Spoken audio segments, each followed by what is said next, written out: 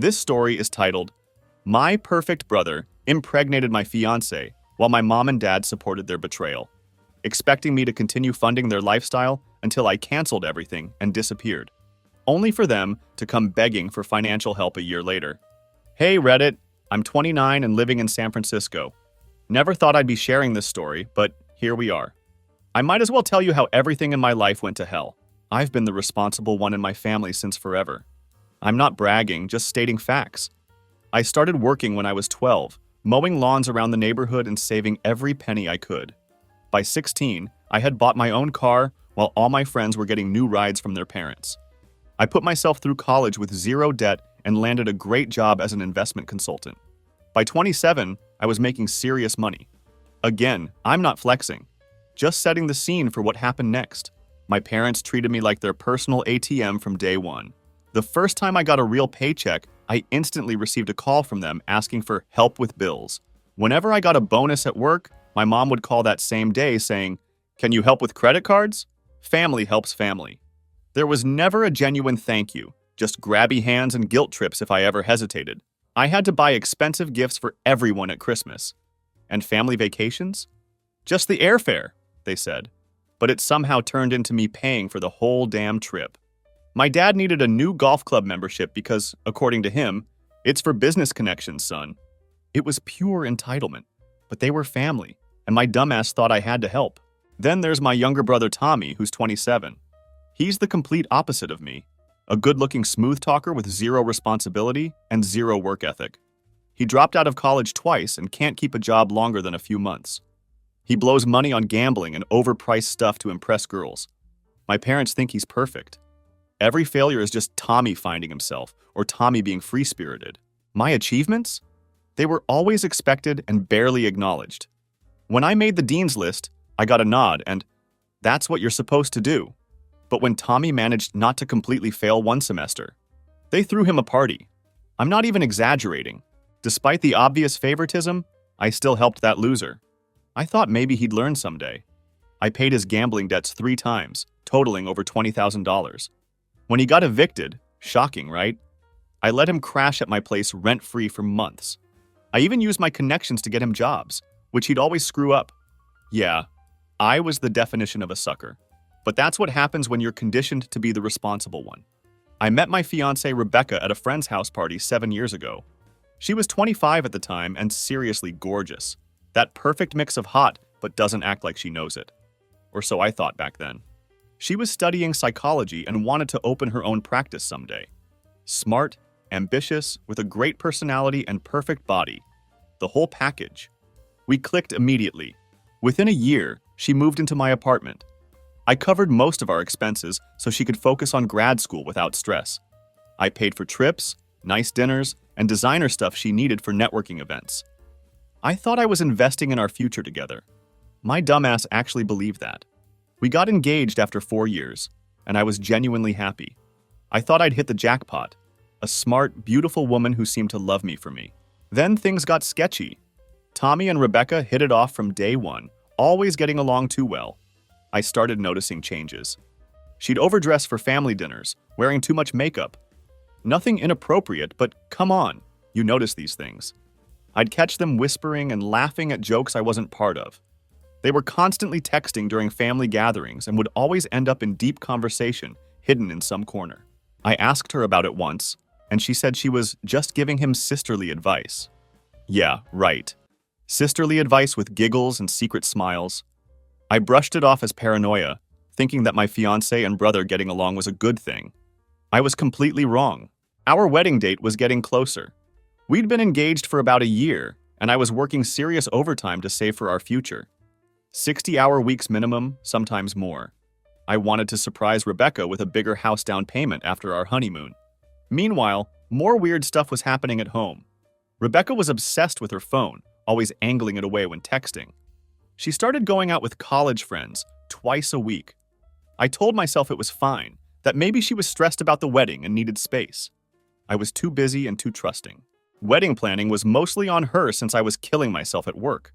I felt guilty about that and compensated by agreeing to everything she wanted, no matter the cost. Premium venue in Napa Valley? Sure. Exotic honeymoon in the Maldives? Of course. Designer dress. Whatever makes you happy, babe. Our joint account was taking serious hits, but I figured we'd tighten our belts after the wedding. Plus, Rebecca was supposedly contributing her part from her part-time counseling job. She'd show me spreadsheets of expenses and her contributions. I trusted everything was legit. I was too busy destroying myself at work to double-check the numbers. What an idiot I was. Around 3 months before the wedding, I came home early from work one day. My boss actually forced me to leave after I nearly fell asleep in a meeting. I was planning to surprise Rebecca, maybe take her to dinner. The surprise was on me, though. She wasn't home, despite telling me she'd be studying all evening for some certification exam. I didn't think much of it at first. I figured she went for coffee or needed a break. I crashed on the couch and ended up falling asleep. I woke up around 10 p.m. to Rebecca quietly sneaking in, wearing clothes I'd never seen before. I asked where she'd been, and she got all defensive. Needed to blow off steam with friends, she said. Stressed about the exam. I just nodded. I knew something was up, but I played it cool. Hidden things don't stay hidden forever. A week after that incident, she was in the shower and left her Apple Watch charging on the nightstand. A notification popped up. I'm not the type to snoop, but when I saw the name, I couldn't ignore it. It was a message from Tommy. Can't wait to see you again. Followed by, just tell him you're meeting Jessica for drinks on Thursday. My blood went cold. I know I should respect privacy, but when privacy includes hooking up with your brother, yeah, screw that. I grabbed the watch. The passcode was my birthday. The irony. I opened the messages and found everything. Hundreds of messages going back months. Photos I can never unsee. Them making fun of how they banged in our bed while I was working late. Weekend trips disguised as family emergencies. The whole package. But wait, it gets even better. Or worse. I checked our wedding fund account and found regular withdrawals. Thousands missing. I traced them to hotel bookings, expensive restaurants, even a weekend spa trip. All with Tommy. This was happening while I was working myself to death to save for our future. All these trips were scheduled during my work conferences in other states. Digging deeper, I found something truly heartbreaking. Messages between Rebecca and my parents. Guess what? They knew everything. Not only did they know, but they actively encouraged it. Mom told Rebecca I was boring and said she deserved someone exciting like Tommy instead of settling. Dad said he was happy Rebecca had a good influence on Tommy. What a wise man, looking out for his golden son while screwing over the other. I sat there, phone in hand, reading through calculated betrayal by literally everyone I trusted. The woman I loved, my own brother, my parents, all laughing behind my back, using my money, planning a future that didn't include me. At least not how I thought. I didn't explode. I didn't shed a tear. I just felt this cold, hard clarity like never before. These people were parasites. I was finally seeing the situation clearly. That's when I decided, no more Mr. Nice Guy. Always saving the day was over. It was time to show them exactly what happens when you push the boring, responsible guy too far. I didn't confront her that night. I didn't lose it. Instead, I ended everything silently. First thing the next morning, while Rebecca was still sleeping, I got up, made some coffee, and started working. I called my bank and moved half of our savings to a new private account. It was mainly my money anyway, and she couldn't access it. Then I called and canceled everything wedding-related. The venue, caterers, DJ, flowers, honeymoon reservations, all of it. Most places had non-refundable deposits, but I didn't even care about losing money. It was better than getting stuck in a screwed-up marriage and miserable divorce. By the time Rebecca woke up, cancellation confirmations were flooding her inbox. Her face when she saw them? Priceless! She started frantically calling vendors while staring at me with a confused look. I just calmly sipped my coffee and watched the show. When she finally asked what the hell was going on, I just shrugged and said I didn't feel like getting married to someone who was banging my brother behind my back. She acted confused at first, then broke down when confronted with evidence. She got defensive and started throwing excuses. I was feeling lonely. You're always working. Yeah, it's not like I was busting my ass to give her the life she wanted. I didn't listen. I left for work saying, we'll talk later, getting late for work. My phone exploded that day with calls and texts from her, my parents, and even Tommy. I ignored every single one of them, letting them stew in their own panic. Rebecca's messages went from confused to angry to fake concerned to straight up begging as the day went on. My parents insisted on talking things out. I only replied with one message. Of course we'll talk. Family dinner tonight, 7 p.m. That evening after work, I got a fresh haircut. If I was going to burn their lives to the ground, I had to do it with style. I arrived at my parents' place, and they were already waiting. Rebecca was there with puffy eyes, sitting next to Tommy at the dining table. Both were looking nervously at me. My parents had their concerned but disappointed faces ready. The table was set like just another family dinner, which somehow made the whole thing more insulting. I didn't wait for anyone to start their speech. I just dropped the evidence on the table, a folder containing every message, every photo, every hotel receipt, bank statements showing the missing money, and screenshots showing the whole betrayal. The look on their faces as they realized what they were seeing was absolutely priceless. The blood drained from Rebecca's face. Tommy's smug expression cracked. My mom started panicking. My dad started with, "Let's discuss things like adults, son." I hadn't planned on getting physical. It's never been my style. But when Tommy had the actual balls to start saying, "It's not what it looks like," something just snapped inside me. Before I even realized what was happening, I was across that table, my fist connecting with his face. I felt his nose crack under my knuckles. The women were screaming, my dad trying to grab me. I got in 2 more solid hits before they managed to pull me off him. Tommy curled up like a little bitch, covering his broken nose. I straightened my tie, fixed my cufflinks, and regained my composure. I told Rebecca I was canceling our lease and that she had 72 hours to get her stuff out of my apartment before it would be on the curb. I turned to my parents, who were hovering over precious injured Tommy, and told them they'd never see another cent from me. No more bailing out Tommy's gambling debts. No more helping with property taxes when they came up short. No more funding family vacations under the guise of treating everyone. I reminded them how I'd been their safety net for years while they favored their deadbeat son. That gravy train had just derailed permanently. My mom started crying, saying I was overreacting and that we can fix things. My dad tried his authoritative, "now son" routine. Rebecca just kept sobbing these fake tears. None of it moved me one bit. Tommy was still too beaten up to contribute anything useful. I made one final statement before leaving. They were all dead to me from this moment forward. No second chances, no reconciliation, no forgiveness. They had spent years taking advantage of my loyalty and generosity. It was over for good. I was done being everyone's backup plan and piggy bank.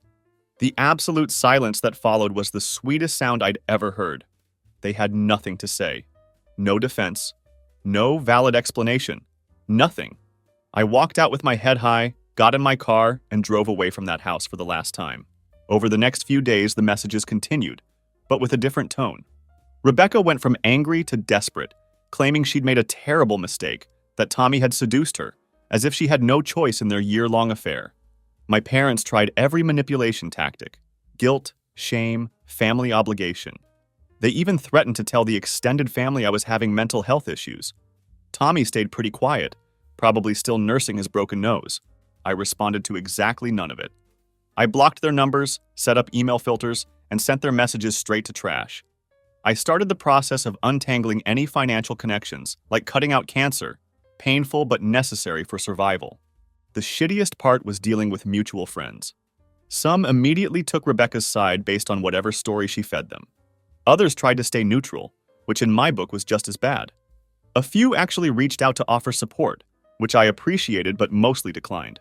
I didn't need pity or hang in there platitudes. I was good. Work became my sanctuary. I threw myself into projects, stayed late every night, and came in on weekends. By the end of 2 weeks, I had secured a lawyer to handle the apartment lease, closed all joint accounts and credit cards, changed my phone number, and started looking for a new place to live. I was moving forward, for the first time in my life making decisions based solely on what was best for me, not what would keep the peace or help family. It was liberating. The next 4 months were like a weird rebirth. I never thought I'd be one of those living my best life after breakup guys, but holy shit, things improved fast once I cut the parasites out. First off, I completely disappeared from their radar. I moved out of the old apartment into a sweet downtown penthouse. It cost more, but it was worth every penny for the peace of mind. Without Rebecca draining the bank account and Tommy constantly borrowing money, my finances went from decent to rock solid practically overnight. I started actually seeing my savings grow instead of constantly explaining mysterious withdrawals. I used some money to upgrade my wardrobe, bought furniture I actually liked instead of the IKEA garbage Rebecca insisted was our aesthetic, and upgraded my car. Work became my main focus. All that overtime started paying off big time. My boss noticed I was suddenly even more productive. Amazing what you can accomplish when not constantly dealing with relationship drama. He put me on the biggest client accounts. 2 months after the wedding I got promoted with a 30% salary bump. The investment consultant who was too boring was now the youngest senior manager in company history. I also started hitting the gym like a man possessed. All that anger and betrayal had to go somewhere productive. I found this boxing gym run by an ex-MMA fighter who didn't believe in taking it easy on newbies. After a few months, I dropped 15 pounds of fat and gained about 20 of muscle. I could actually hold my own in the ring. For the first time since forever, I wasn't responsible for anyone but myself. I didn't have to worry about bailing out Tommy, funding Rebecca's endless needs, or being my parents' backup plan. It was just me spending my money on me. It sounds selfish writing it out, but after a lifetime of being everyone's support system, it felt like freedom. I started making new friends too. Not the fake couple friends Rebecca and I had, but actual people with shared interests. I met some guys at the boxing gym who invited me to their poker nights. I connected with coworkers I'd previously been too busy for. During this time, I heard nothing from my family directly. They seemed to get the message about cutting them off, but information has ways of trickling through, even when you're trying to stop it. A cousin I was still on good terms with kept me updated, not realizing she was breaking my no family news rule. Apparently, Tommy and Rebecca's perfect relationship was imploding spectacularly. Without me funding their lifestyle, reality hit hard. Tommy's gambling addiction spiraled out of control once he didn't have Big Brother to bail him out. They fought constantly, usually about money. He started cheating on her with some hookers just 3 months into their official relationship. Karma's a bitch, isn't it? My parents were struggling too. Without my gifts and loans and me covering family vacations, they had to seriously downsize. My dad had to postpone retirement plans. My mom had to cancel her country club membership. Truly devastating stuff, right? Excuse me while I play the world's smallest violin. I won't lie. Hearing about their problems gave me satisfaction. I'm not proud of it, but I'm being honest here. After years of them taking advantage while treating me as the lesser son, watching their perfect world crumble without my support felt like justice. Around the 4-month mark, just when I thought I was finally free of drama, I came home from a work dinner to find Rebecca sitting on the floor outside my new apartment. How did she find my address? I had no idea. For a second, I didn't even recognize her. The always perfectly put-together woman was gone. Designer clothes were replaced with wrinkled sweats.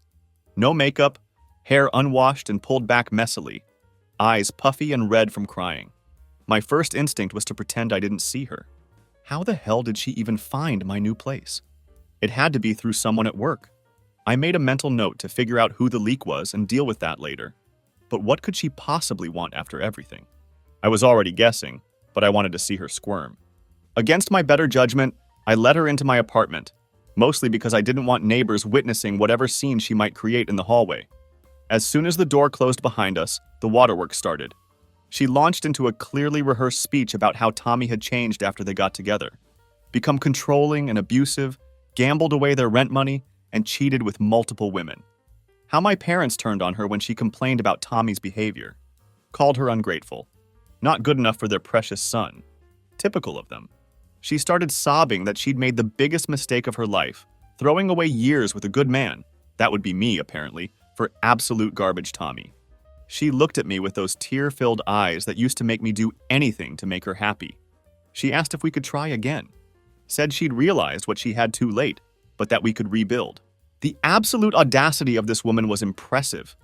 She genuinely thought I'd welcome her back with open arms.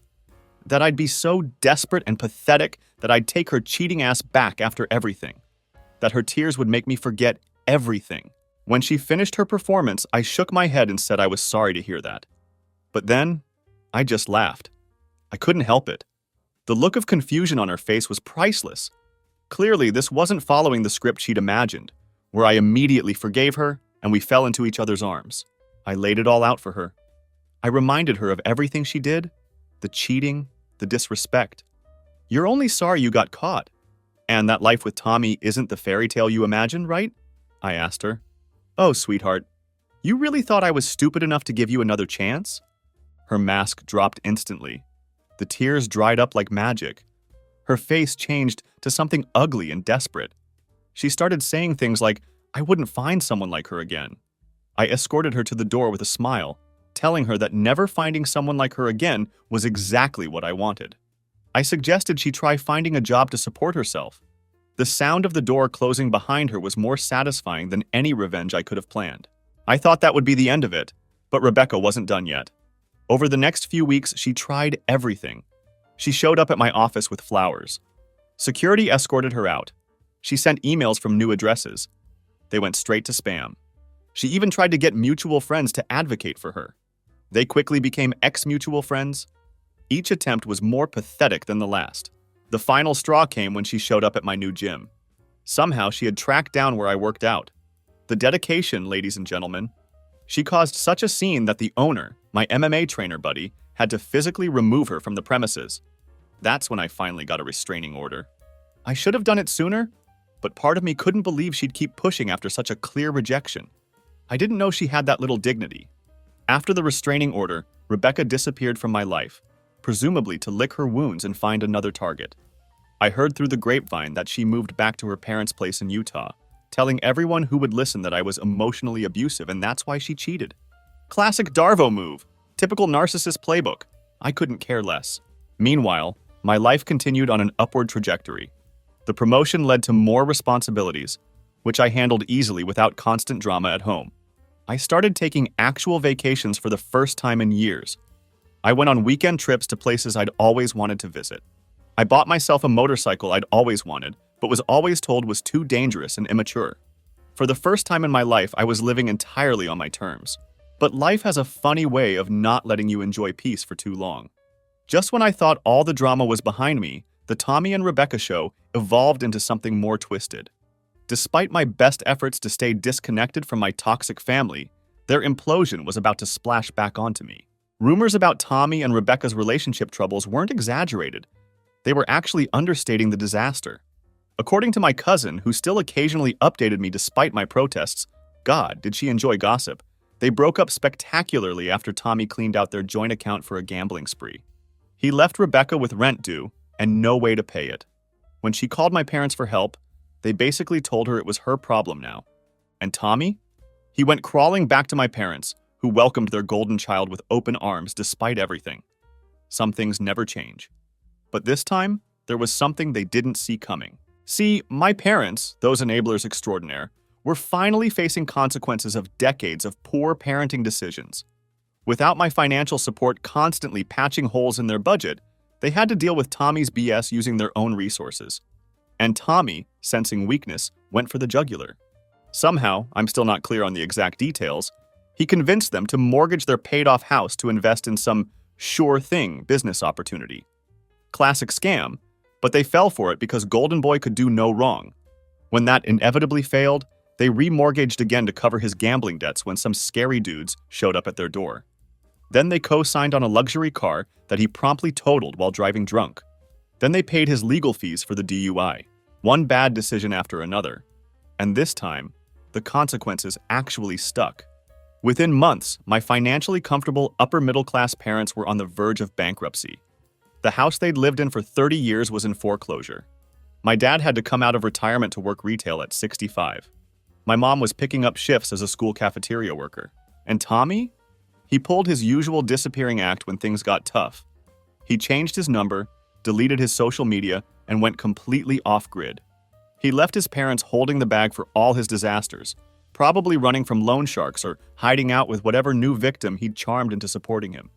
I heard all this secondhand. I tried my best not to care.